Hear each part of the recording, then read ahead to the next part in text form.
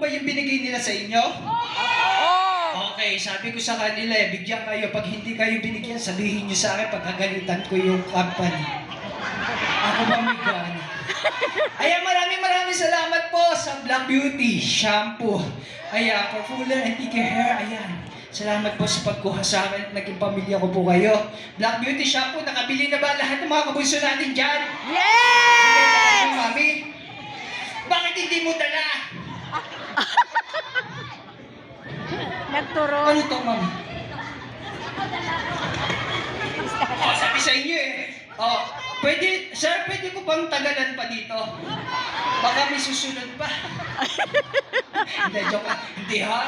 Joke lang po ito ha. Mami, thank you so much po sa blessing ha.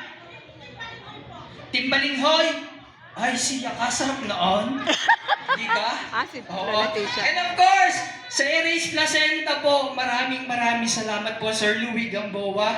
And of course, Clean Cotton and Cleo Dental Floss. Ayan, maraming salamat po. And of course, kung gusto niyo po, your beauty starts in the beauty launch. Ayan, thank you so much. Nandito po ba si Miss D?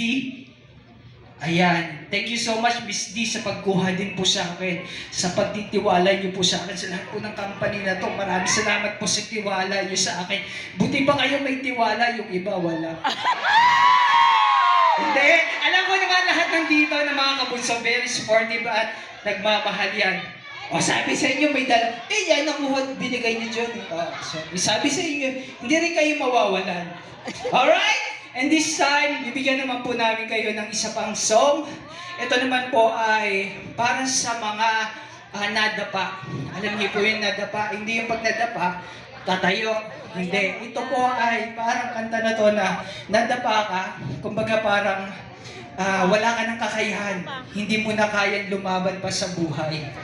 No, yung mga kanta ko po na ginagawa is para pang inspirational po, para mahikayat naman po natin yung mga mami natin, yung mga anak dyan, na huwag mawalan ng pag-asa sa buhay. Yes! Ayan, alam niyo po, may tao, may